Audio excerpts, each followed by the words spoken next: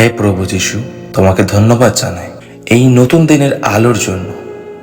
আজকে সারাটি দিন তুমি আমার সাথে থেকো, আমাকে এবং আমার পরিবারকে সব ধরনের মন্দ ও বিপদ থেকে রক্ষা করো। আমার পা যেন সঠিক পথে চলে এবং আমার মন যেন তোমার শিক্ষায় পূর্ণ থাকে।